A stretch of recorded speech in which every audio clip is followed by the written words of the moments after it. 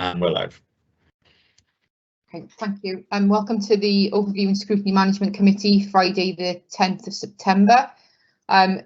Just before I go into the agenda, I'd like to just read out that the Scrutiny Committee meeting is being conducted remotely in accordance with the coronavirus regulations and remote meetings protocol agreed by the Council, which will operate alongside the Council's standing orders to ensure that we continue to take democratic decisions in an open and transparent manner.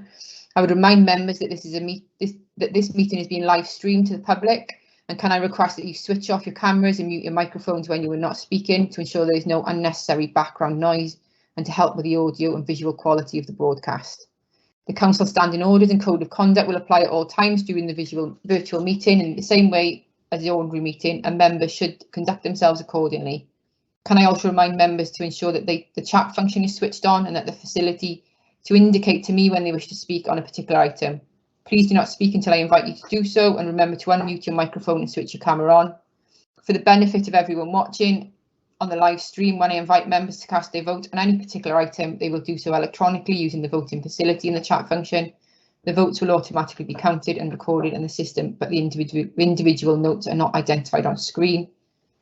However, I will announce the numbers of votes cast for any abstentions before I declare the result.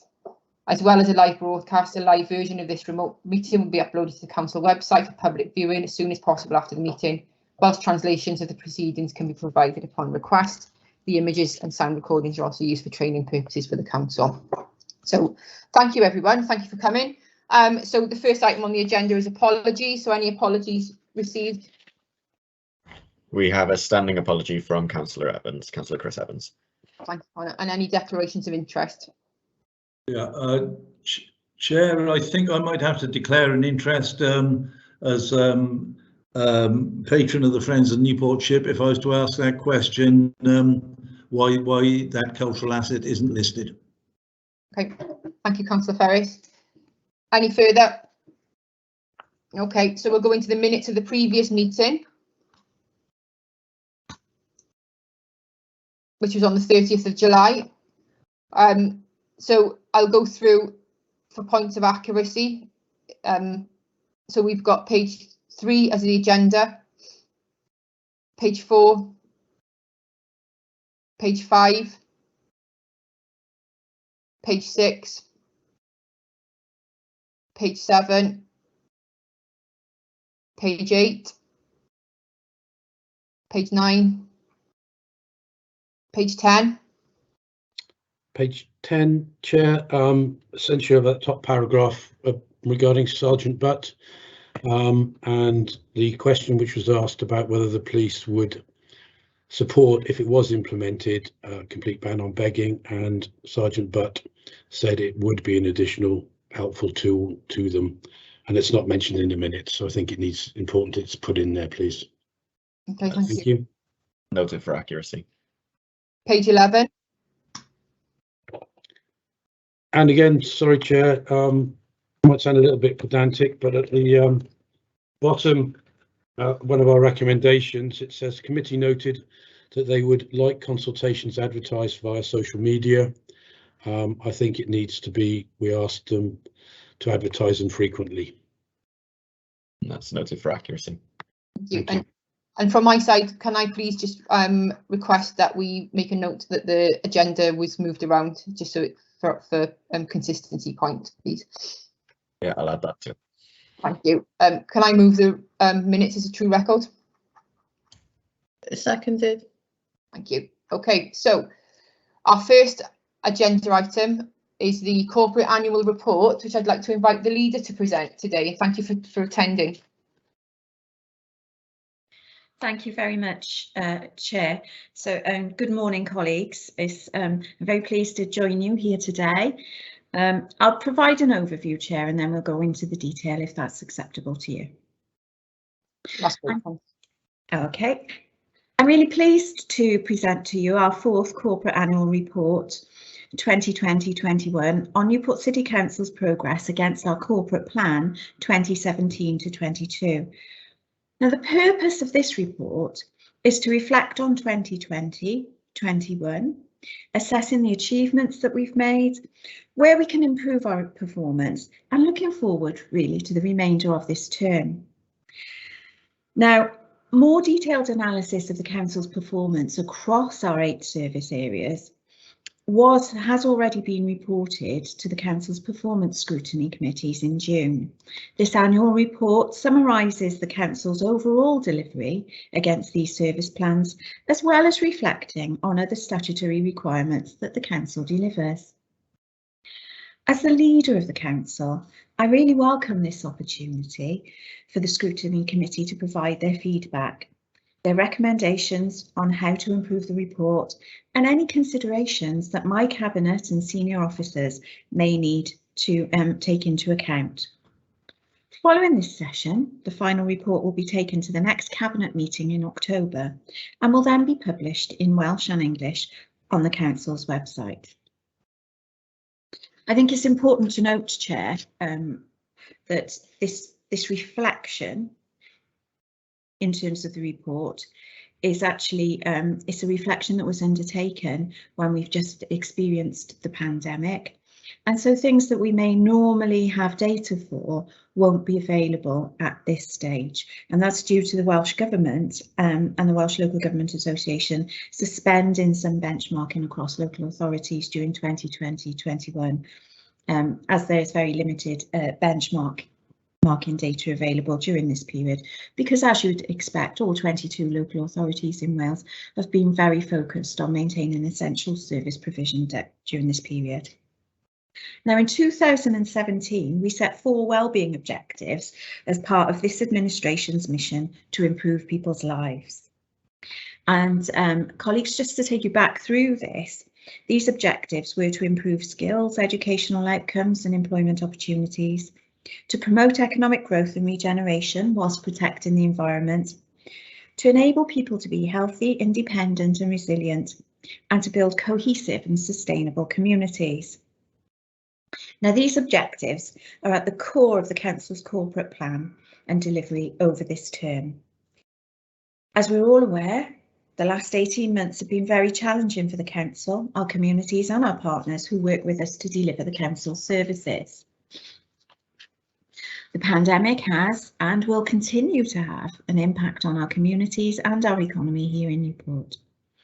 Over the last 18 months, as a council, we've had to make very difficult decisions in order to ensure that services to the city's most vulnerable people were maintained, protecting our staff and our members, and ensuring that services, businesses and people adhered to the restrictions and the guidance that has been put in place by Welsh Government. This is why we've taken this opportunity in the report to reflect back on what we've learned and to recognise that the Council, our partners and communities have done and continue to do since March 2020. Now, it's apparent to us all that the crisis has also highlighted many of the inequalities that still exist across our communities, and we're fully aware of the challenges and further work that we need to do to continue to reduce this gap, but also to ensure that services are sustainably delivered in the long term for our communities. To support this Council's response and recovery, my Cabinet endorsed 4 strategic recovery aims that closely aligned to the corporate plan wellbeing objectives. The main aim of these aims were to ensure that the Council was able to respond to the crisis, recover its services, and learn and develop as new opportunities arise. These strategic recovery objectives, which align to the objectives of a corporate plan, are to understand and respond to the additional challenges which COVID-19 has presented, including loss of employment, impact on businesses, and on the progress, achievement and well-being of both mainstream and vulnerable learners. To understand and respond to the impact of COVID-19 on the city's economic and environmental goals and enable Newport to thrive again. To promote and protect the health and well-being of people, safeguarding our most vulnerable and building strong, resilient communities. And to provide people with the resources and support they need to move out of the crisis, considering, in particular, the impact that COVID-19 has had on our minority and marginalised communities. The delivery of these strategic recovery aims was monitored through the service plans, and the performance scrutiny committees reviewed the progress of these actions in June. I would add to this, Chair, that the Council's Cabinet also continue to receive monthly updates on the Council's COVID-19 response and an overview of the Council's progress against the recovery aims. So this is something that is very much an agenda item for us. Just considering the position that we're in relation to our annual report, one point that I'd really like to emphasise is our capital programme. So in 2020-21, the capital spend was 26.2 million on assets and projects to maintain and improve service delivery. And I think within this context, it's really important to recognise that this was done within the ongoing challenge of the pandemic. So we were able to continue to make that capital investment during this period. And this work included £7 million of investment in schools as part of our 21st Century Schools programme, asset maintenance of our school buildings, £10 million towards active travel schemes and converting it to electric fleet vehicles, 1.6 million investment in social care, and 7 million investment into regeneration projects and housing schemes. And I'm sure that colleagues have had an opportunity to consider these as we've been through the report. If I may, Chair, move to the first wellbeing objective and first strategic recovery aim. I'll give you an overview of this, and perhaps officers may like to follow with some key points on this prior to you moving to take questions on this. Chair, I think it would be helpful for us to go through these one by one, because actually it's going to be me talking for a little while, and it's really important in your committee that your members have an opportunity to debate this. So if you're happy, if you're content with that, Chair, that's how I'll present the rest of the report. So yeah, thank you. Thank you. So moving then to Wellbeing Objective 1 and our Strategic Recovery Aim 1. This is focused on education, reducing inequalities in education, providing people with the skills and training to support the economy, and providing employment opportunities. And we align to that our strategic recovery aim, which is very much focused on supporting schools to provide safe environments for children, whilst also ensuring that pupils had access to technology and devices that enable them to undertake home learning. It's also focused on ensuring that the gap between disadvantaged Black and minority ethnic children did not widen due to the crisis. And there's also a focus within this objective to provide support to people that have been made unemployed due to the crisis, to support them to retrain and return to employment. And we've really had some excellent progress with some of the work that we've been doing around that over the summer period. So despite the challenges that schools and pupils have faced in the last year, it's really encouraging to see pupils obtain good GCSE and A-level results. And one key point that I'd really like to emphasise is that throughout the year, schools have supported the pupils, and we've supported the pupils with free school meals by providing supermarket vouchers. And I think that's a really important point to note, because that gives the families the flexibility they need in terms of sustaining that. We've also actually distributed over 6,700 devices through our schools to our pupils, and 1,300 MiFi units, which actually enable those pupils who don't necessarily have it access to internet capacity. So I think that's a really important point to note. We've supported our vulnerable children, and we've really focused on some key initiatives in order to ensure that we support the wellbeing and mental health for pupils working at home as well. And we've implemented 12 initiatives on that. We've worked together to continue with our 21st Century Schools programme, and there is continued ongoing work around that, as I previously mentioned. And it would be remiss of me, Chair, in considering this report, not to emphasise the key role that our community regeneration teams have played from our community hubs in supporting the individuals and families in the neighbourhoods. And of course, they've been impacted as well by the regulations and social distancing, so they've had to develop new ways of working, but that support has continued. And despite this, working with Digital Communities Wales, we've been able to offer IT equipment and support for people to help them with remote learning. And we've also offered online and virtual support through the Reach Restart programme to refugees in the city, which resulted in 95 assessments and supporting 74 people to gain employability skills and qualification. So this really is something I think that we should be very proud of in these ongoing difficult periods. At that point, Chair, I'll pause, as I'm conscious that you yourself and colleagues may have questions on this particular objective for myself and my senior officer team. So thank you, Peter. Do I have any questions on this area, please? So Chair, at the beginning on our pre-meeting, we did agree to hear the whole report and then ask questions. It was agreed by the committee. I don't know if you. Leader, how are you happy to carry on with the report? I'm guessing. Thank you, Chair. I'm more than happy to continue. I'm just very conscious that I've been talking for 10 minutes already, and colleagues may be getting a little bit bored with the sound of my voice, but I'm more than happy to continue. Okay, let's carry on. So just to move then on from that to the second wellbeing objective.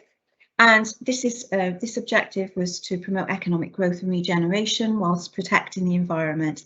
And this aligns to our strategic recovery aim 2, which is to support the environment and the economy. So this wellbeing objective and the aim are really focused on our economy, regeneration and environment. And it reflects the role of the Council at both national and regional levels, supporting economic and regeneration projects across the city. Now, the strategic recovery aim that's aligned to this also focuses on our economic recovery from COVID and Brexit, and recognises the work that we're doing in order to improve the environment, supporting both our and the Welsh Government's commitment to net zero by carbon by 2030. And really, Chair, during this period, the contribution of the teams has been absolutely outstanding. So in 2020-21, our finance team administered over 19 million of rates relief to 1,000 businesses in the city, and this effectively cancelled their bills, taking huge pressures off businesses during that time. Throughout the year, as a council, we've worked collaboratively with businesses, helping them to reopen, providing advice and guidance on opening in COVID-secure environments. And I really do have to emphasise the tremendous effort that our public protection teams have put in around that. The team's been undertaking non-compliance work where businesses haven't complied with the guidance, and just when you look at the scale of the work that they've done during this period is absolutely tremendous. So they've carried out almost 5,000 visits during this period to support businesses and undertake compliance assessments. They've advised over 2,500 businesses, and they've continued to work to support business as we've gone through this. Our business support team has helped over 4,000 businesses with advice and financial support through the Welsh Government Discretionary Grant Fund, and this is separate to the rates relief that I mentioned previously. The team's also supported various grant funding schemes, including Property Enhancement Fund, the Urban Centre Living Grant, Town Centre Repayable Funding, and the Placemaking Grant. I think it's important to note, Chair, that during this period, key regeneration projects across the city have been impacted by the pandemic, but they've made good progress throughout the year. And this includes the Market Arcade project, the Indoor Market, the former sorting office on Mill Street, the information station, and Charters Tower. We've achieved significant funding towards the repairs of the Transporter Bridge and the development of the new visitor centre. The proposals for the new leisure project and the Knowledge Quarter were really well received by the public, and I'm really pleased to highlight at this point, Chair, that the plans for the new leisure centre development have been submitted to planning. Now, throughout this, the council, alongside Waste Savers, continue to deliver waste services to residents and businesses. And I did mention previously, Chair, that Welsh Government has suspended benchmarking during this period, but I think it's really important that colleagues are aware that whilst other authorities did reduce those services or suspend those services, we've continued to provide them. Our recycling rates have continued to be some of the highest in Wales and the UK, and this is really demonstrating the effectiveness of the implementation of smaller household waste bins and the advice and support that's been provided to households. And that actually, if we reflect back on how we developed that came from a Scrutiny recommendation. So it goes to show how we can work together to develop these interventions across the authority. Now, this year we were the first council in Wales to purchase an electric refuse vehicle, and we've continued to upgrade our fleet to electric vehicles. And I'm delighted to say we've now got 3 electric refuse collection vehicles. We've installed 20 charge points across Newport sites, and we've upgraded street and parking lighting across Newport Live and car park sites. Now, we do continue to reduce and respond to fly tipping in the city, and we've had some successful prosecutions around this. We've also been working on a number of projects, such as No Mow May, to improve urban wildlife and biodiversity in the city. And I don't know if anybody is aware, but there was a news article recently where some very rare species of bees were actually spotted in the St. Julian's Nature Reserve. So it just goes to show, doesn't it, the effectiveness of these interventions in terms of really enhancing the environment and the natural habitat of some of these essential insects. So very proud with that, Chair. I'll just move on then to Wellbeing Objective 3, which is to enable people to be healthy, independent and resilient. And that aligns with our strategic recovery aim, which is about supporting the health and well-being of citizens. And colleagues, you can see as we go through this, that we've tried really hard to align our recovery aims to these objectives. Now, these objectives are focused on social care and the prevention work that the Council and our partners deliver to ensure people can have healthy, independent lives. It also includes the preventative work that we do around active travel and the work that we do to reduce the reliance on cars. Our strategic recovery aims also focus very heavily on supporting social care across the city, because, as you know, there's been significant demand on our social care systems across the whole of Wales during this period.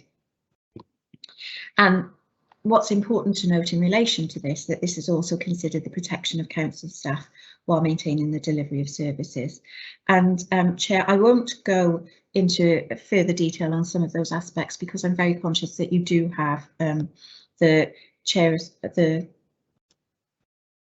head of the director, sorry, director of social services here as well. So I won't go into any further detail around that, except to say we've maintained essential support services for all of our vulnerable people across the city.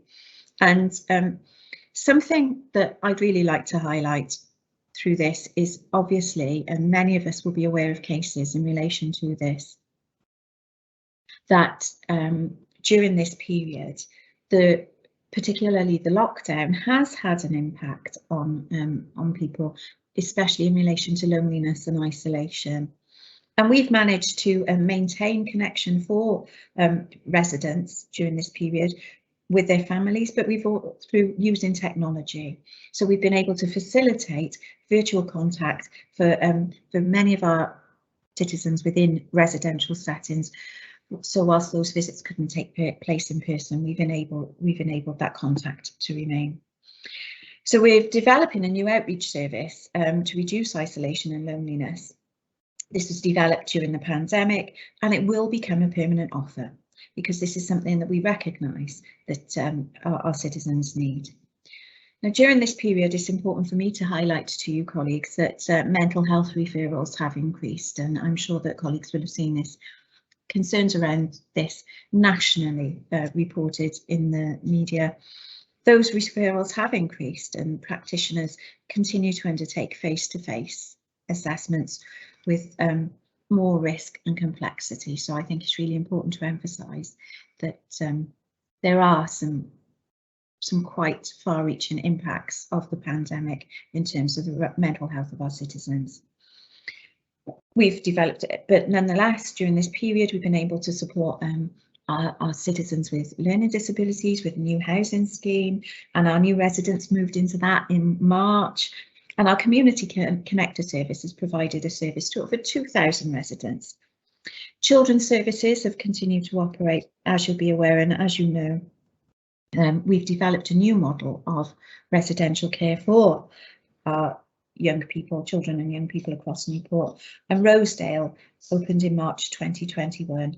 So in spite of the pandemic and the impacts of the pandemic, we've been able to maintain these services, and we've worked really closely with our partners on this, and it would be totally remiss of me, Chair, not to emphasise the partnership working with the Aneurin Bevan University Health Board and the other Gwent local authorities in developing the really successful Test, Trace and Protect service, because this has enabled us to identify and contact people where COVID-19 has been transmitted in our communities. It's a tremendously successful service. Likewise, in terms of partnership, the Council, Newport Live and the TTP service have also supported the vaccination programme by establishing the mass vaccination centre at Newport Centre, and as you know, there's been a huge amount of activity there, and it's been very, very much a reflection of the partnership working. Now, during the pandemic, what we've also seen, and I'm sure many people are aware of this, is a huge increase in people wanting to walk, people wanting to get outside and undertake outdoor activity. We've seen a significant increase in the number of people walking, cycling and exercising more in our communities and along active travel routes.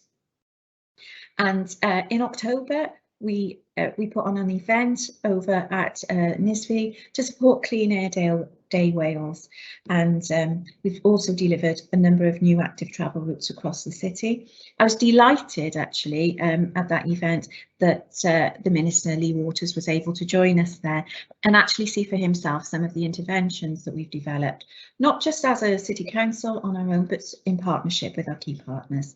And we've opened up consultation for our residents to have their say on the active travel map, and for residents to tell us, and I note that consultation with residents was mentioned at the start of this meeting when you were going over the minutes of the last meeting. This is, I think, the active travel map and the consultation on that is a really good example, because it offers our residents an opportunity to pinpoint the areas that they think would need to be developed. So that covers that third objective, and I'll move on now to our fourth and final, which was to build cohesive and sustainable communities, and this aligns to the strategic recovery aim of supporting citizens post-COVID-19. Now, these objectives are focused on our communities, housing and support to vulnerable and disadvantaged communities. In light of the pandemic and wider societal issues such as Black Lives Matter, the strategic recovery aim is also about providing people and communities opportunities to participate and engage with the council to address issues and concerns. Now, at the start of the pandemic, the focus was to provide the homeless with accommodation, mental and physical health support. Now, we work with our partners on this. This is certainly not something that the council could have achieved alone. But through working with our registered social landlord partners and the police, we've been able to ensure that people have been provided with secure and affordable housing during this period.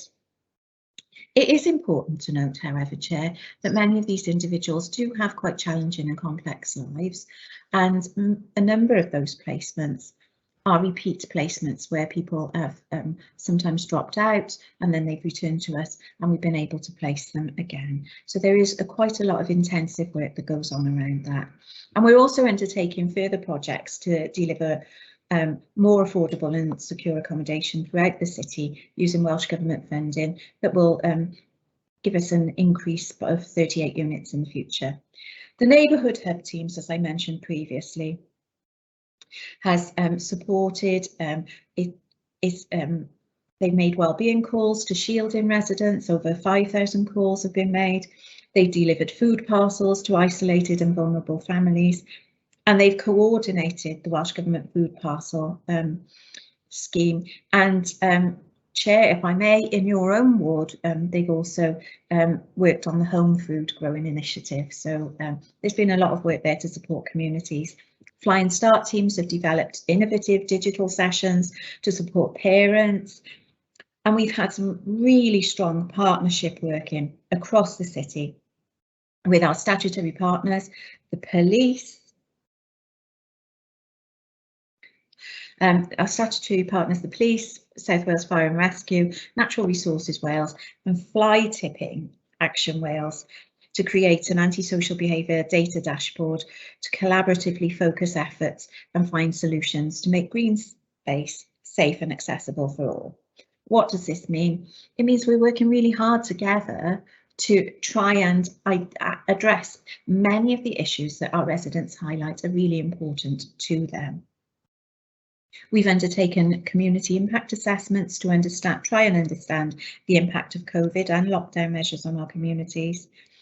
And one of the key outcomes of this work, which we're really proud of, is the participatory budgeting, which is aimed at helping communities to recover from the impact of COVID through grant provision.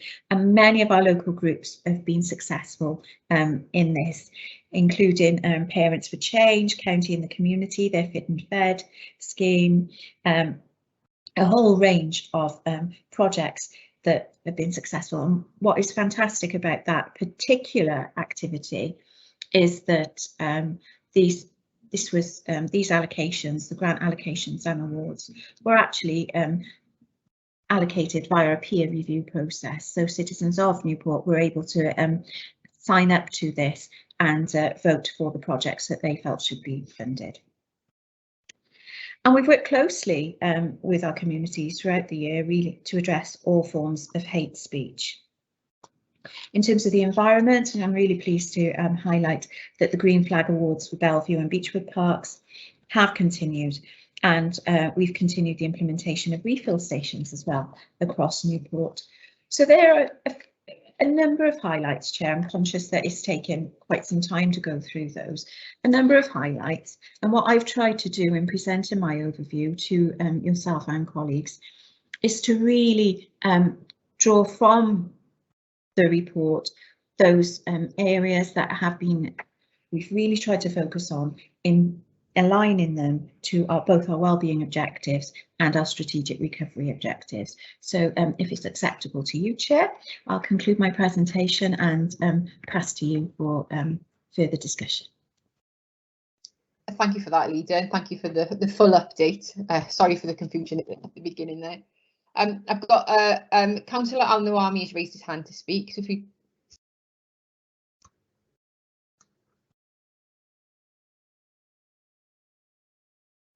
Good morning, Leader.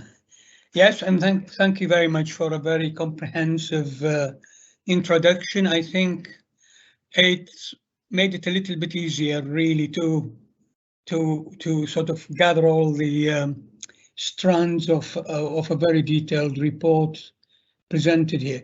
My question is on the Wellbeing Objective 2, which is to do with the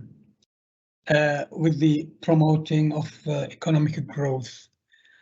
And I fully agree with you about the very impressive work that the Council has done in supporting business over the COVID.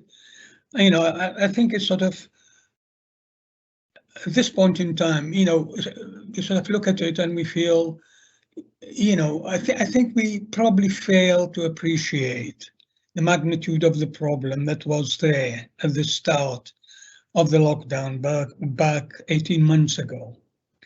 And to know that most of our businesses, I'm sure some did go out of business and all that, but most of our businesses have been able to continue and to sort of emerge at the other end. The problem is not over, obviously, still a lot to be done. I'm trying to give you a chance to rest your vote, so that's why I'm speaking a bit now, rather than come to the question. So I hope you don't mind me doing that. Yes, I think, we would be very unfair not to commend you on that and to commend the Cabinet on doing this, and of course the Welsh Government, which has made a lot of that possible through the money that they made available to support local businesses. And I'm sure, this is a story we need to tell as well. Fair is fair. We can receive criticism, but this is a very serious piece of work, and it meant, our businesses are still surviving and looking forward to the time after. I suppose really what we're discussing now is on what's come before rather than what maybe is coming. So I'm coming to the question now, and sorry, my iPad keep signing off. And it's asking for. Sorry, I need just to put the password because I can't get it to. Yeah. I think I can remember what. Yeah, it's come. Yeah, page 33 of the report. I'd give you a chance maybe to have a look at that. It took me a while to realize really that, the two tables, the two at the bottom of that, either side, the right and the left, are actually addressing different aims. One is aim to do with the growth and regeneration, and the other one is to do with the environment and the economy. The word steps doesn't mean a great deal to me. I don't know what they mean by that. Do they mean a stage? Do they mean an objective? Do they mean an aim? Although, looking at them, I picked two that I'm really interested in, and that is the subject of the question, and that is to do with the creating of an economic environment to support population growth. So that's kind of looking at the future a little bit than what we've been able to do over the last year because of the COVID, obviously. But that's something, for the future, as far as I can see. And then 7, which talks about maintaining our focus on regenerating the city centre to become one of the UK's top cities. So understanding those as objectives, they're both very laudable, and I think they are very timely. Now, you talked about the market, arcade and the market and so on. And I had a chance over the summer to be in that area a few times. And quite honestly, I suppose part of it, thanks to COVID, that actually there was a very good feel about the area around there. It is no longer sort of looking shabby and going down, but actually more hopeful, especially, when the pubs and all that started to open and all that. So, looking at that, and I took a couple of photos of that because it really looked, impressive, except of course for the lack of people. I felt it was midday on a weekday, and there was only a few people around really, and it sort of struck me, there are still work for us to be doing here. We want to bring people in, and hopefully the market arcade and the market refurbishment will do quite a bit in that. So that's something that I did think about at the time. Commercial Street is, I don't know, it's kind of in flux because some businesses are starting in some of those empty shops, but we still have quite a bit of empty shops in there.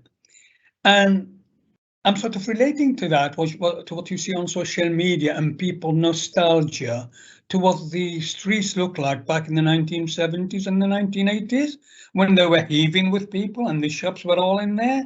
And I know that's not something we can address all the time, it's business and it's what's happening globally as well.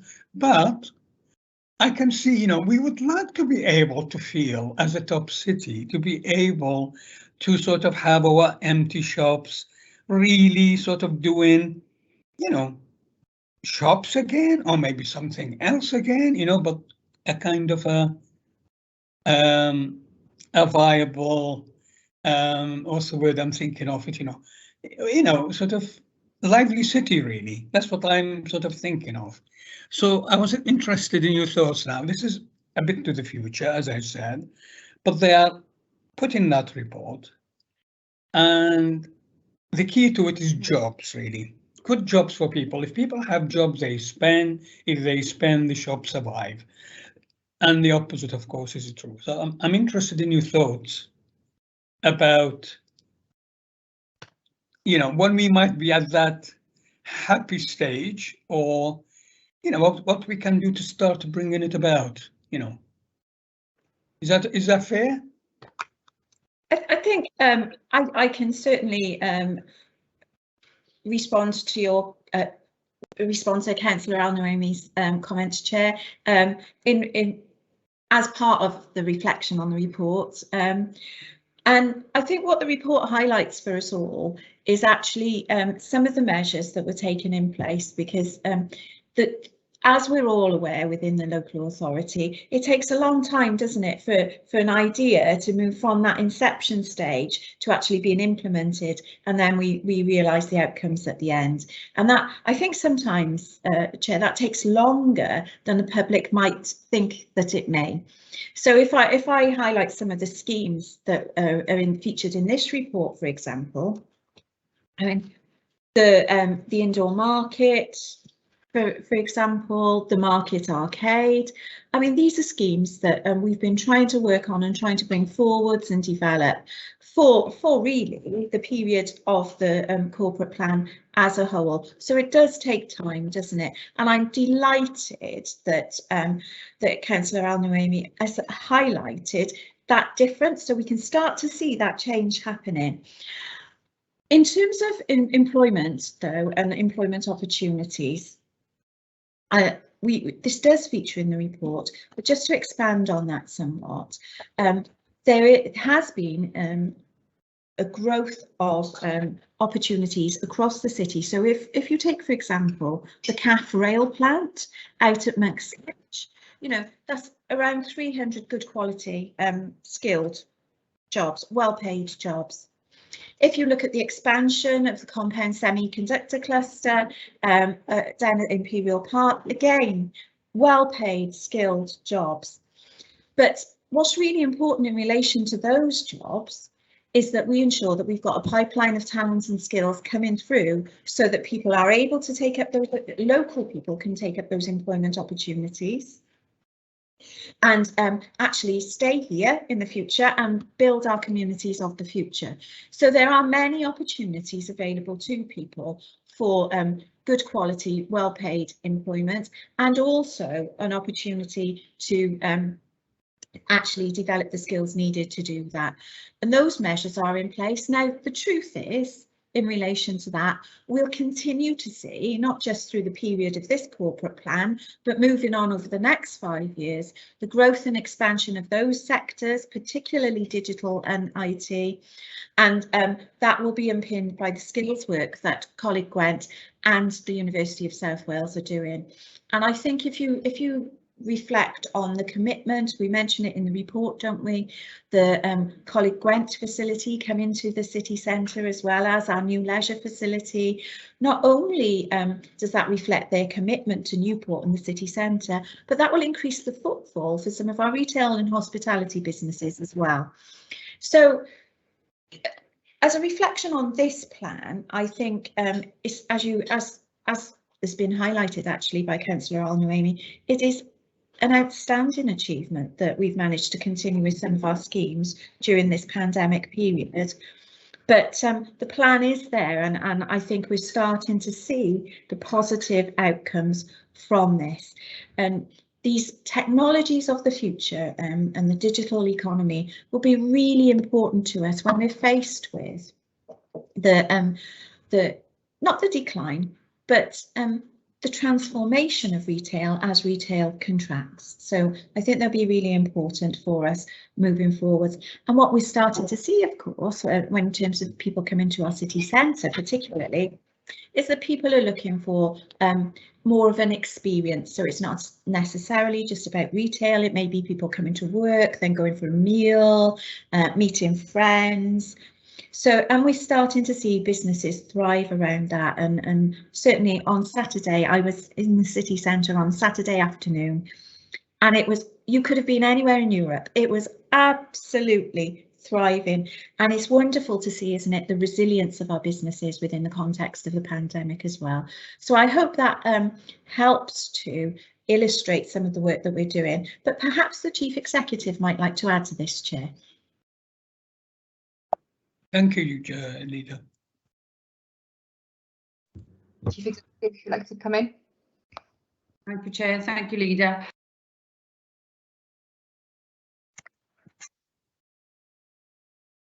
Sorry, apologies, Chair. I was on mute. I remuted myself.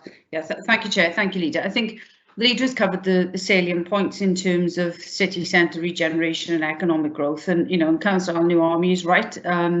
We are facing a very challenging period of contraction for our urban centres, and that's not unique, obviously, to Newport. And also, Micdad, you know, being in the city centre of Newport and also being in other sort of town centres across South Wales, it's a very similar picture, particularly, you know, midweek days.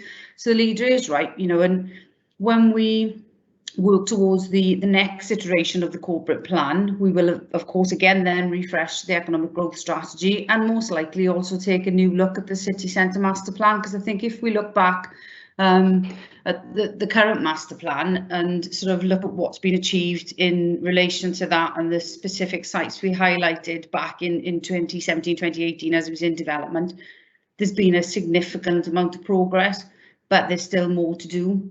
And bringing footfall into the city centre isn't just about building projects, it is about good jobs, as you say, and you know, we want to create as many good jobs in the heart of the city centre as we can. And you know, in terms of our new normal reports that have been coming forward through Cabinet, etc., you know, very much our focus is about, you know, certainly us as a major organisation in the city centre, ensuring that we retain our heart within the core of Newport. And clearly we work with, as the Leader said, Coleg Gwent, we work with Newport Live in the leisure facility, but also with University of South Wales, who, you know, it's pleasing to hear with their new Vice Chancellor, you know, the intentions that they have to breathe new life into the city campus as well. But I think the focus of any new master plan, and particularly the corporate plan, has to be about looking at the city centre now and looking at repurposing, reprofiling, and, you know, a new agenda for the city centre from 2022 onwards. Then again, thanks, Chair. Yeah, thank you, Bev. Can I just sort of think aloud a little bit? I mean, I've been on the council a while, so you know, I'm aware when we used to have a lot of help, for particularly inward investment from the Welsh Development Agency, for example, before it became absorbed by the Welsh government. And really my question is, I mean, either of you, the Leader, you know, do you feel maybe Newport could benefit from having such a body, such a, you know, advisors to actually help with bringing inward investment and jobs to the city? Just wondered whether you might have some thoughts on that, or you know, and you wish to sort of reveal? I think, you know, from an officer perspective, as you say, in Councillor WDA was disbanded some time ago. I think we've got very strong working relationships with Welsh Government, both within the Regeneration team and within the inward investment team. And what has facilitated a different relationship with Welsh Government and adds value to what we're doing in Newport is the Cardiff Capital Region activity. So, you know, we are the first recipients in terms of locality, as the Leader referenced a little bit earlier in terms of the compound semiconductor cluster. You know, that investment was located into Newport. So I think in some ways, WDA is probably a little bit of a red herring, because I think obviously those powers transferred back into Welsh Government, and we've got those relationships. And certainly, you know, the leader and I are having conversations with officials. I will have the conversation with officials, the leader, in discussions with ministers, you know, as and when necessary. And it was really pleasing that the minister, Vaughan Gethin, actually, you know, requested a visit to Newport last week. You know, and that went really well. So I think we're doing all we can to lobby. The relationships are strong, but as I've said, in terms of regeneration and everything else, there's always more to do. You know, and I just want to assure you that the officer team, on behalf of all elected members, will continue to do their very best and push for Newport at every juncture. Thank you. Thank you, guys. I've got Councillor Fawzi who'd like to come in for a question, please. Hello, thank you. I think perhaps it's important to try and bring this back to the annual report that we are actually meant to be sort of scrutinising and looking at. And the problem with taking all of it all together is that we're going to be jumping around all over the place now, rather than being focused on a couple of, you know, on specific points as we go through. I think it's been fantastic how our local businesses have been supported throughout the pandemic, and I think a little bit about more of that could have been put in the report. And I've got a number of questions, so please forgive me. And I wanted to ask how we can build on that relationship with local businesses, because that is important. But one of the things that I wanted to highlight in the report here was when we first went into lockdown and thousands of phone calls were made to local residents, you know, which is a tremendous number of people were phoned, and food parcels delivered to people as well. Because although it's been said many times, it was a situation like no other. And there was a tremendous amount of support being given to businesses and people, and that was really a tremendous effort. To go back to the report, in a presentation question on page 8 of the annual report, we've got a graph of the budget versus the actual, and I think there's I think some improvement could be made to the way that this information is presented. The order of these items here, are they alphabetical, or they could be by amount? They should be by some more logical order, I feel, and possibly the categories that are given. Perhaps it would be better if they were in the 8 service areas that we talk about in the report, rather than just the areas there. And the first 2 items, I'd like somebody to give me some more explanation as to what the first 2 items are. I'm just going to jump to objective 2 and mention about our canal, because I think the canal is an important part of our heritage. We got both arms of it coming down to Newport, and the port. These are important parts of our heritage that I feel should be included in the report. And then the last thing I'll just pick up on at the moment is that the on page 12 of the report, we talk about initiatives through the EU Social Fund. We've got Inspire to Work, Journey to Work, and Skills at Work. So these were EU funded programs.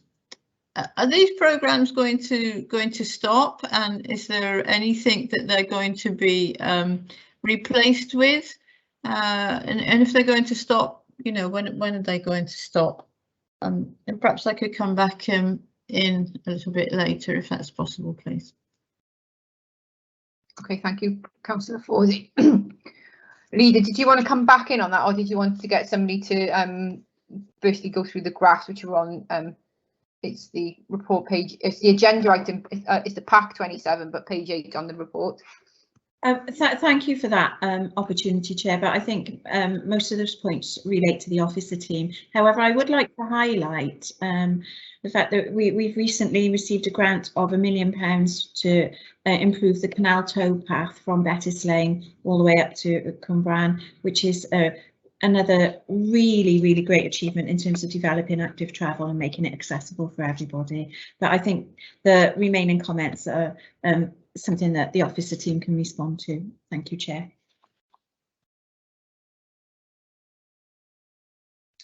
Chair, may I ask for some clarity from Councillor Forsey? Apologies, I'm also working on my iPad as well as my laptop. Councillor Forsey, is page 8 you said in terms of the financial graph? I can't find a financial graph on page 8 of my report, but that may be just the numberings. In the pack, page 8 in the final report, it says Newport City Council's finances, and then it's the 2021 review spending performance, and there's a graph of budget versus actual for 2021.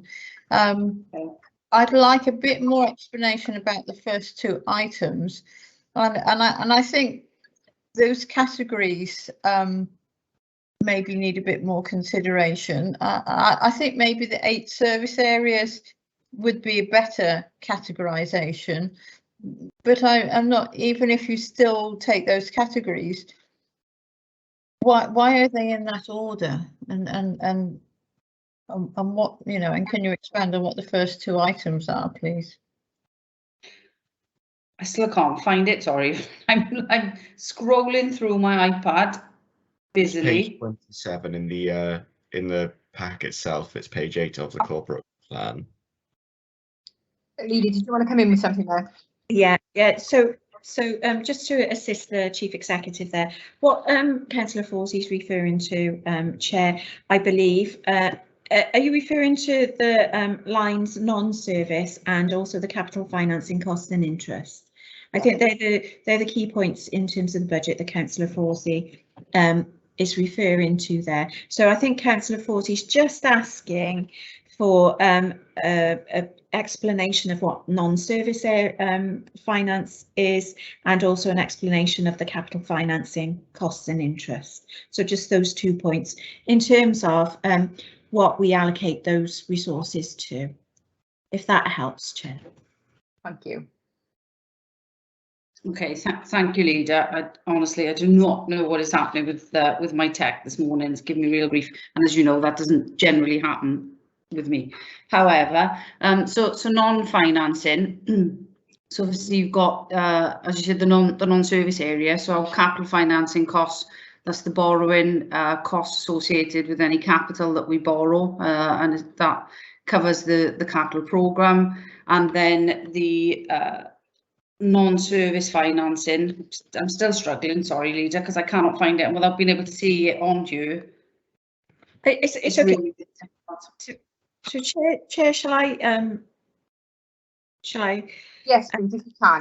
So the heading for non-service when it comes to the budget, these would be budgets that are spent on things that are not directly related to service delivery. So we divide up the budget into service areas, and an allocation is made for a service area, and that's where some of the, for example, the Chief Executive Office would sit, and that the capital financing at cost, as the Chief Executive has said, that's really the cost of borrowing and supporting the capital programme. So I think what would be really useful, though, given the challenge that we've had around this in terms of the question, Chair, and the way the information is presented, possibly if officers went away and redeveloped that graph, possibly with a little bit more explanation around what those budget lines actually mean, which would help members, I'm sure, but would also help members of the public. And maybe they could do that in consultation with colleagues from your committee, Chair. That would be great, I think. Are you happy with that, Councillor Forsey? I think that's what we want. Is obviously if a member isn't sure what it is, then certainly a member of the public wouldn't be either. So that would be really great help. Thank you. Have your points been covered, Councillor Fawsey? Yeah, that is absolutely lovely. One of the things that we were saying earlier is that there's a lot of really good information in this report, and it would be good if it had a wide readership, and we're not sure how widely read it would be. But could I ask another question about information within the report? One of the things that we're concerned about is the financial prosperity of the city, and I think would it be possible to include such information as how many jobs there are in Newport, what the unemployment rates, how many businesses there are, something that gives us more of an overall picture of the financial position of the area, because that is what we're working towards, a prosperous city, and possibly in the report, could we include something which backs up or gives a wider picture of how things are?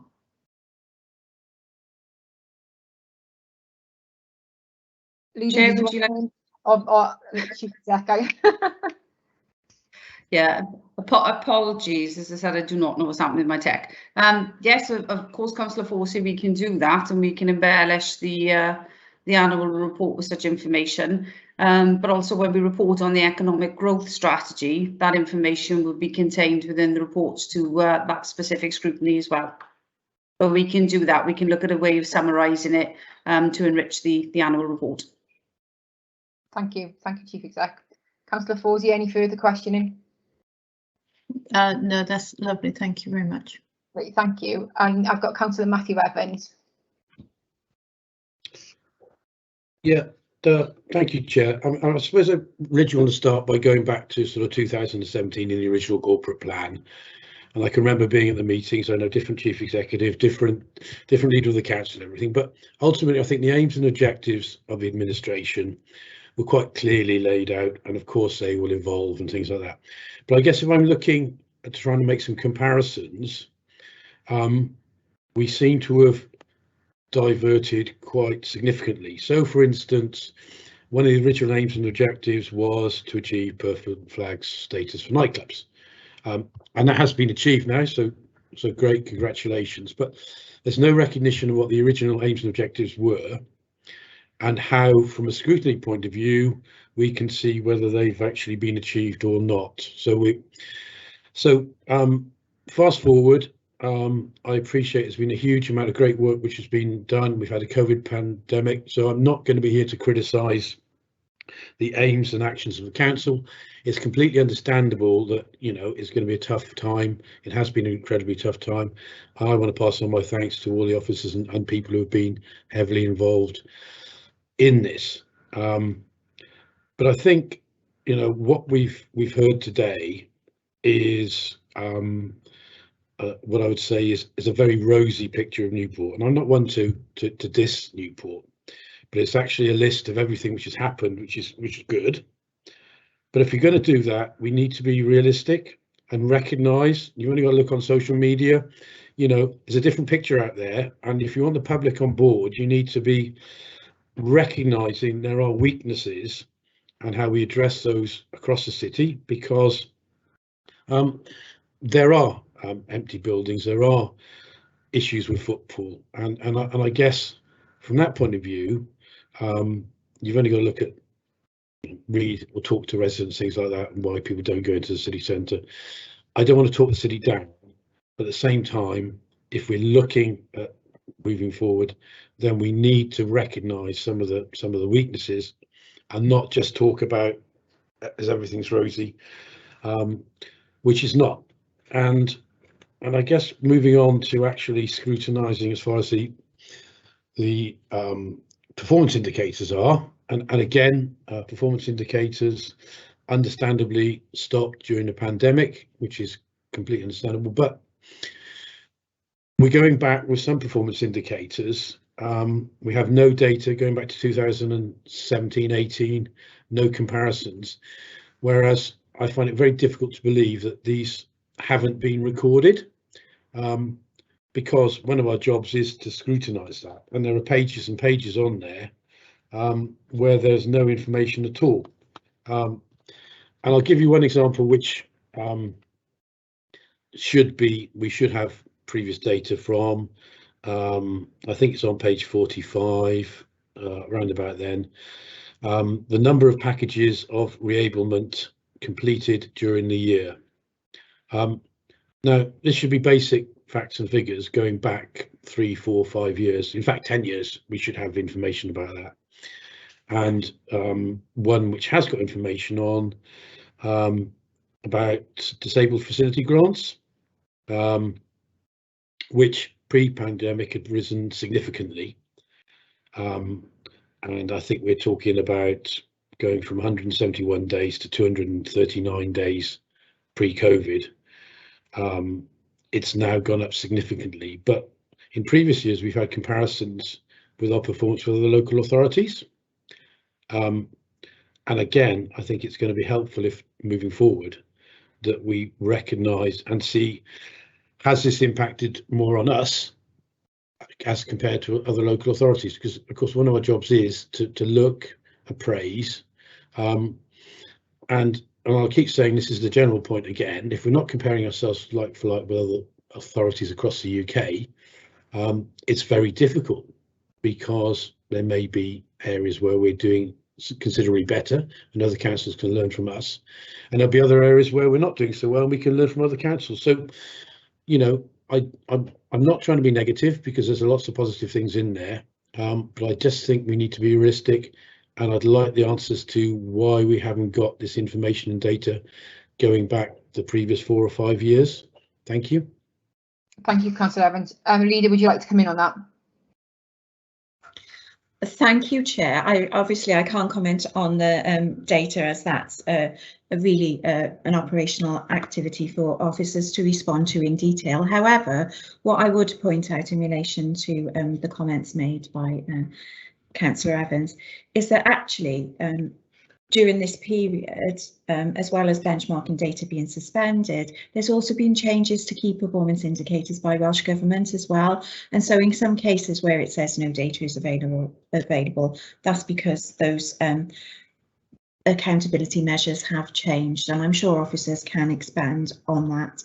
I think it's also important to note, Chair, in relation to this, that we're talking about the draft annual report, and we're talking about those 4 wellbeing objectives, the 4 strategic recovery objectives that align to that, and actually a great deal of data, and particularly around performance, is reported to the performance scrutiny. So it's important to recognise that and understand that the annual report is really a summary of the activity that we've been involved in. And I wonder if perhaps it would be helpful with a digital copy to make links available to some of that other information that has gone to those scrutiny committees. So that's just a suggestion there.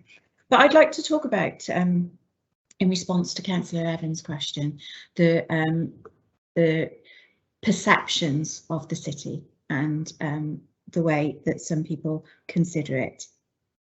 We've actually had considerable investment during this period in terms of economic growth, as I mentioned in response to Councillor Al-Nuaimi's question, and as the Chief Executive mentioned in relation to the Cardiff Capital Region. We've had significant investment, and we need to be mindful of the fact that the economy is changing and there is a demand, a growing demand for different sectors, and some sectors are contracting.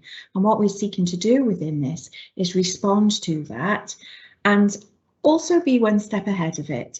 And that's why we're so proud to have attracted so many digital and technical businesses to our city, and they're businesses that continue to grow. So for example, when the Minister for the Economy came to Newport last week, we were able to take him to visit Brand Lab in the former Queen's Hotel, which is a fantastic initiative. Not only is it a fantastic initiative, it's got multi-million-pound investment in it, and that investment is going to benefit the people of Newport. Likewise, we were able to take the Minister to a digital media business where somebody who lives locally here in Newport has set up their own business, and they've got contracts with Channel 4, with the BBC. These are growth sectors for us. But Councillor Evans is absolutely right within this, and while we're supporting these growth sectors, we must also ensure that we continue to support those people who perhaps are from more traditional sectors, and support them and ensure that nobody gets left behind. And through these objectives, we'll be able to do that. Now, of course, the report itself, Chair, is just a reflection on the past year, and I'm sure that as we move towards the end of the term, and certainly next year when we look at performance across the whole 5 years of the corporate plan, we'll be able to see that all those objectives have been fully complete. So thank you, Chair. Perhaps, I don't know, perhaps Rhys might like to comment on the data.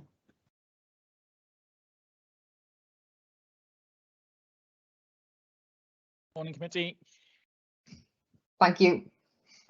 Okay, yeah, no, thanks very much for that, Councillor Evans. I think that's some valid points in that. So we obviously, because of the issues around COVID, there have been significant issues with benchmarking data for this year, for the 2021 year. So I'll manage some expectations around that.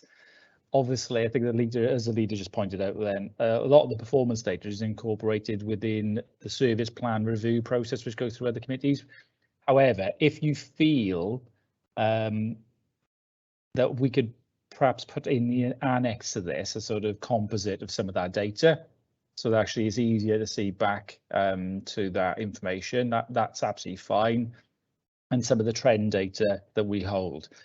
Again, I'll put another caveat on that. So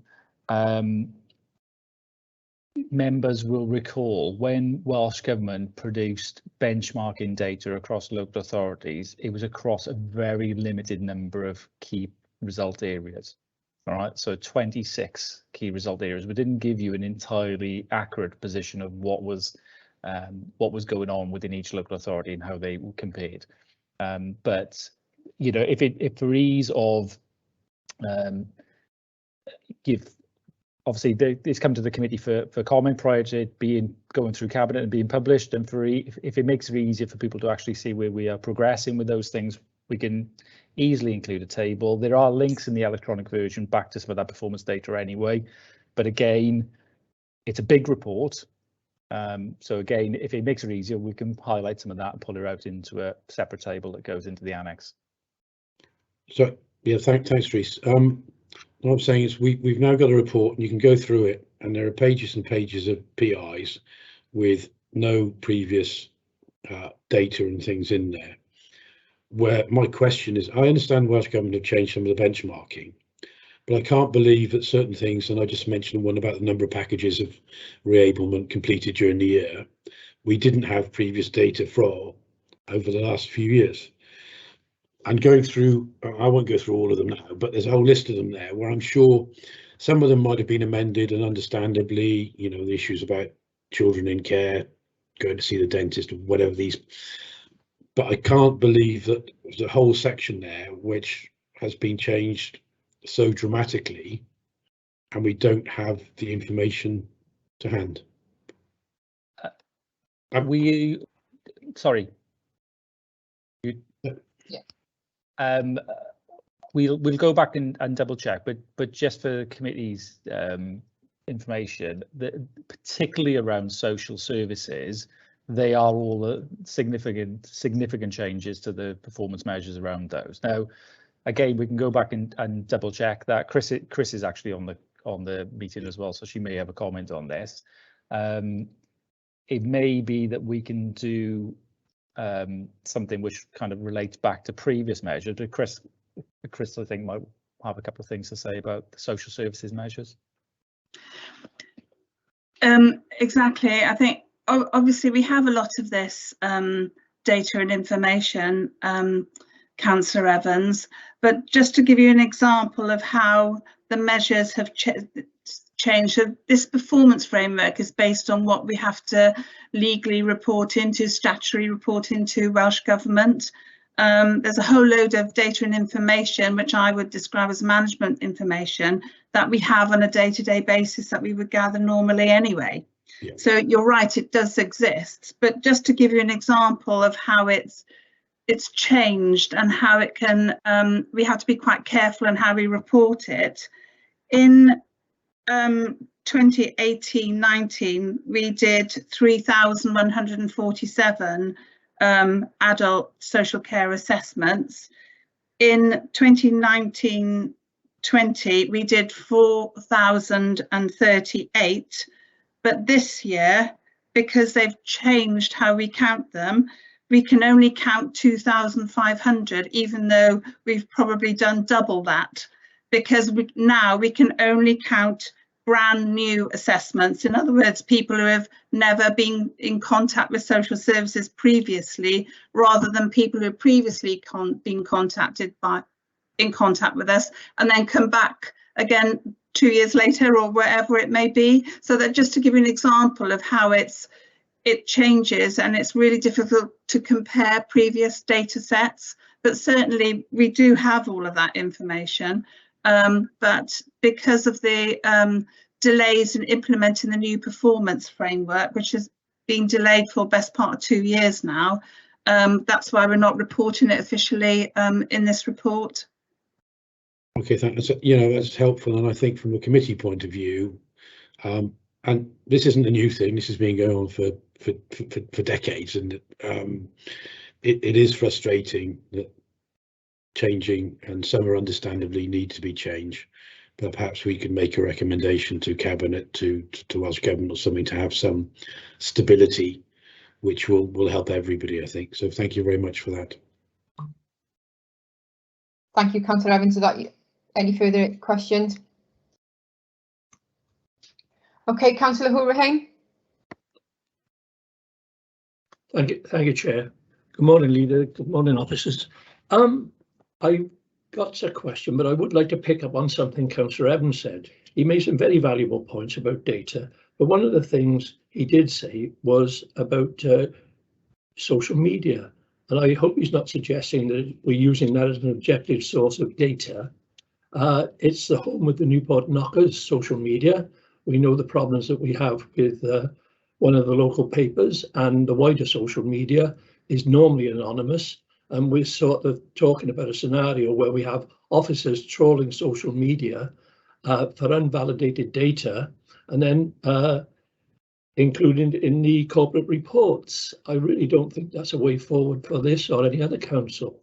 But if I could come down to the questions or the points. Sorry, Chair, would you like me to respond to that? It was a general comment. It's not just on social media.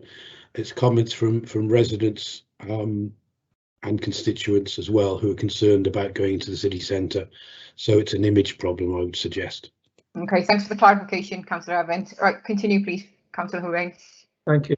Could I take you to page 32 of our report and page 13 of the corporate report? And it's talking about performance analysis 2021. It's the transition of young people from education into the wider world and what they choose to do with their lives. Could I focus on the green table first at the top of the page and look at the targets? In a normal year, and I accept that this is not a normal year, these targets are comfortably met. So it suggests to me that they really should be some hardening of the targets. We're looking at the bottom one, number of people supported into employment, and the target is 200 people. And even in this very bad year, it's comfortably exceeded. Previous years is 415, 434. Then we look at the percentage of people in NEETs, both categories, and again, comfortably exceeded every year. So could we ask the officers to have a look at that one and see if they need to harden up? Now, if we could come down to the red performances. Now, again, in an exceptional year, it's very difficult. So what I'd like to ask officers is, have these people, for want of a better expression, slipped through the net and they're lost basically forever? Or are we going to try and follow up what looks like a considerable number of people? Obviously, it's given in percentage terms, so we can't really see how many people we're talking about. And on the number of people improving skills and qualifications, I realise there are budget issues to this, but can we look at how we might improve that? Generally, I'm very welcoming and supportive of the corporate report. I think it's great, and to get so much information in one place is fantastic for those students who will look at Newport as a whole, and for many reasons want to compare us with other authorities. And I accept the Chief Executive and the Head of Social Services points that it's very difficult to get accurate gauging between different authorities with very little guidance. And frankly, I don't think we would want to particularly compare ourselves with some of the worse authorities and just say, oh, look how good we are. And similarly, there are other authorities which have vastly more resources at their disposal that we wouldn't want to be compared against. But I do welcome the report, and thank you, officers and leader, for all the hard work that you put into it. Thank you. Thank you, Councillor Hourihane. Rhys, did you want to come back on the data questions from Councillor Hourihane there? Yeah, that's absolutely fine, Chair. So look, without getting into the detail about target setting, because obviously that's covered within the performance measures for those service areas as they go through the scrutiny arrangements with Performance Scrutiny Committee. So, you know, that they'll be challenged there. I'll speak about these because you've particularly highlighted the ones around young people, non-education, employment and training, etc. Because I think that is members have been around for a while. That's something that's pretty close to my heart. So I take your point about the challenge associated with some of those figures. However, when you contextualize the fact that it wasn't that long ago that 1 in 10 young people leaving schools within Newport would become NEET. And, you know, and talking about benchmarking data, that was the highest rates in Wales at the time. Huge amount of effort, and I mean a huge, phenomenal amount of effort has gone into making sure that young people leaving compulsory education maintain contact with learning opportunities. So, you know, a huge amount of work through Regeneration Investment Housing, the community regeneration team, the youth service, our schools, a real partnership effort around doing that. So I think you know, my view of it, and as I said, it's been through performance scrutiny, is that those targets are appropriate. It takes a very small fluctuation in those figures for the percentage rate to increase dramatically. And the young people recorded as unknown following compulsory education work will continue to try and track those and work with them. That figure is, the benchmarking data on that is at October the 31st. It's a pretty blunt instrument as far as that measure is concerned, but it's a Welsh government measure. But those will continue to be tracked and worked with. Okay, Lee, did you want to come in as well there? If I may, Chair, I've just got something that I'd like to add to this, just for really for assurance for colleagues. So we've actually got, in terms of our youth academy and our work-based academy, we've got over 60 people aged between 16 and 18 currently engaged in a programme, which is a very holistic programme. And it takes a wraparound approach to these young people who are at risk of not in education, employment or training, and the aim of it is to secure sustainable employment. So it's a community-based, hub-based approach, and designed to support those young people. But just to highlight that we've currently got over 60 young people working on that at the moment. So just to provide that assurance that this work is ongoing in relation to this. Thank you, Chair. Thank you, Leader. And Chief Executive, do you want to come in there? So you indicating as well.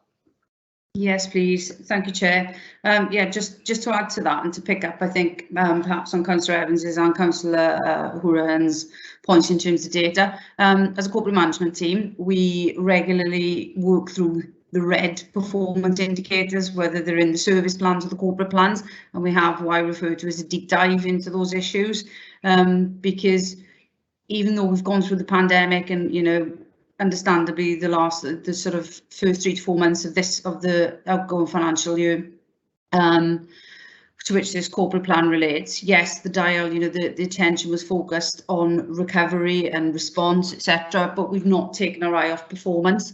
And what we're seeking to do is not just look at performance and, well, okay, then, that's not performing as we would wish it to. What do we need to do to try and turn the dial so that the performance starts to improve and we see that performance trend, to enable us to have open and frank discussions with yourselves as scrutiny committees and also with the cabinet, because on occasions investment will be required to enable that performance trend to change. So that's just to give some assurance that there is a strong focus on performance trends. Also, just to come back, my iPad has decided to play nicely now.